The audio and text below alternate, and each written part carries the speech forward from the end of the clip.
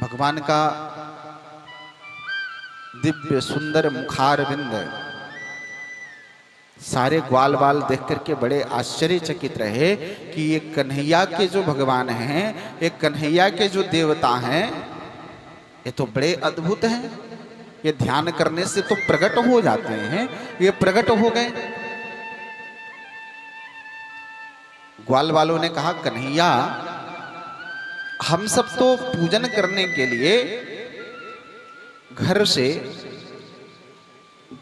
एक लोटा जल लेकर के आए हैं, और तुम्हारे भगवान का शरीर इतना बड़ा है, इस एक लोटे जल से क्या होगा? भगवान ने कहा, तुम चिंता मत करो। भगवान तत्क्षण ही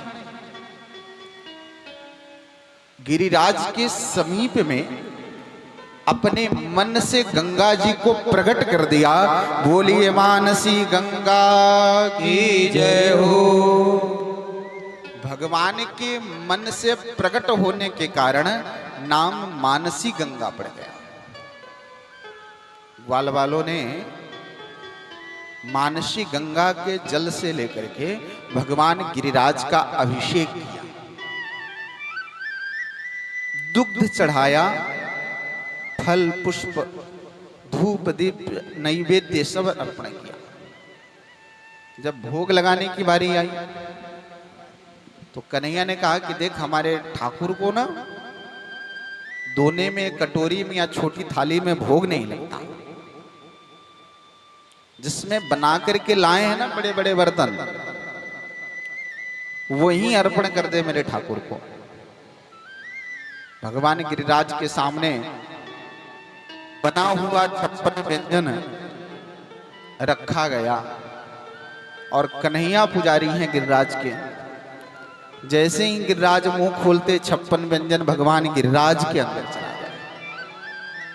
ग्वाल बाल बड़े आश्चर्य में पड़ गए कि कन्हैया के देवता ये कितने दिन से भूखे हैं कि हमारी मैया ने जितने भी प्रसाद बनाए हैं लगता है कुछ बचेगा नहीं।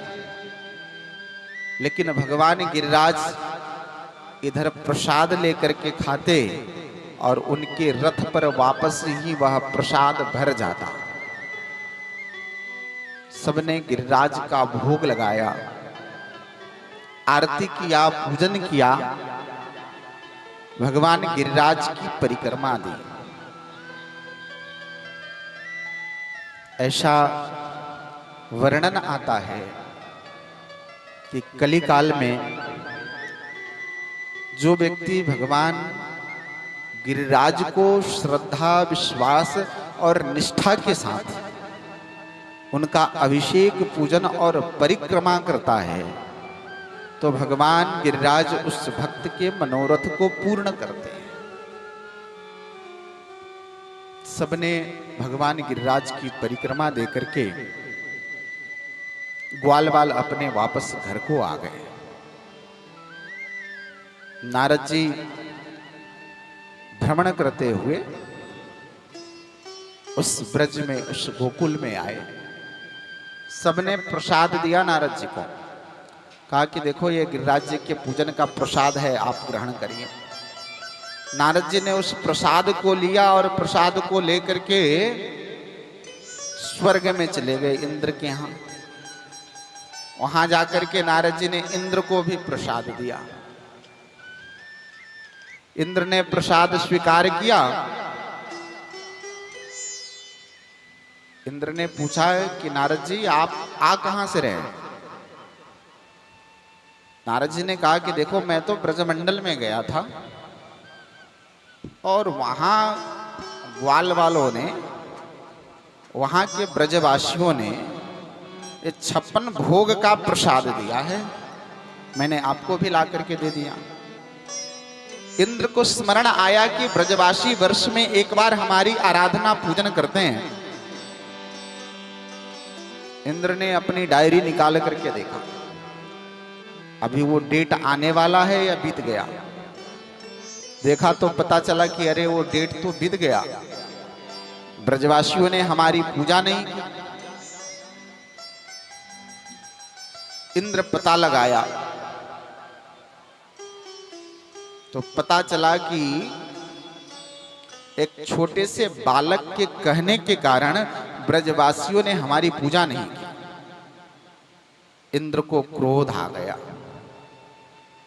और दो प्रकार के मेघ हैं, आवर्तक और प्रवर्तक, ये दो मेघ हैं। इन दोनों को आदेश दिया है इंद्र ने।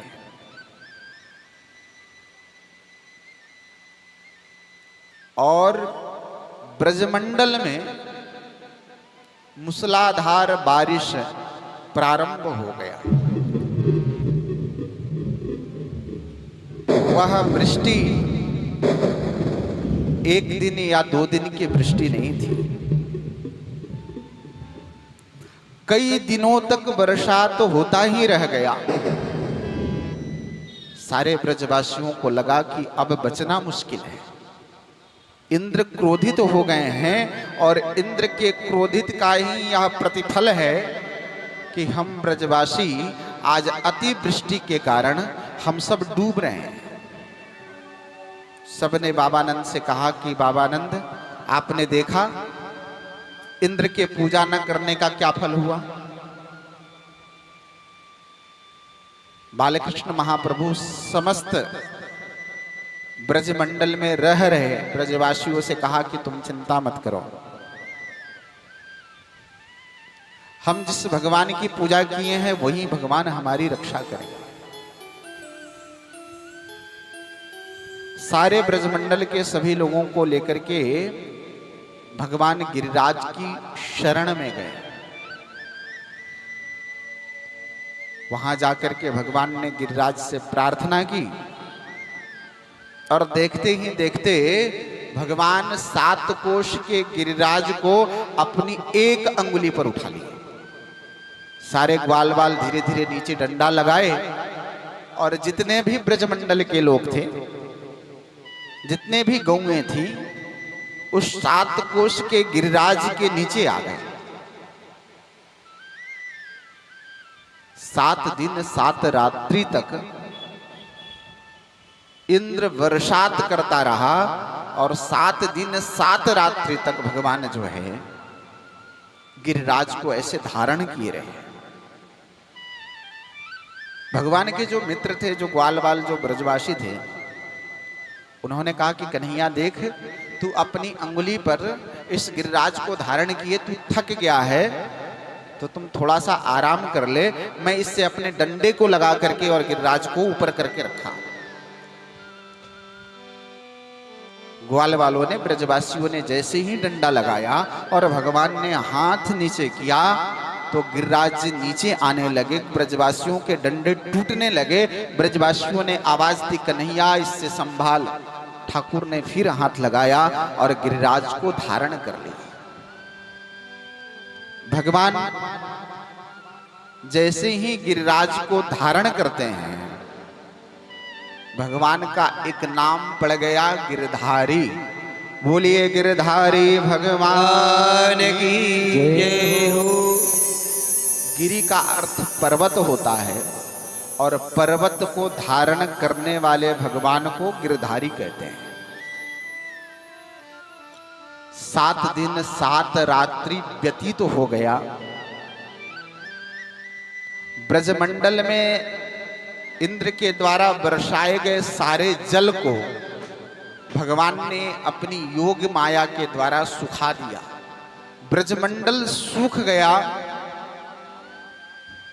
गिरिराज के नीचे से निकल करके सारे ग्वाल बाल अपने घर को आए। इंद्र ने मन में विचार किया कि अब तो ब्रजमंडल में कोई बचा ही नहीं होगा।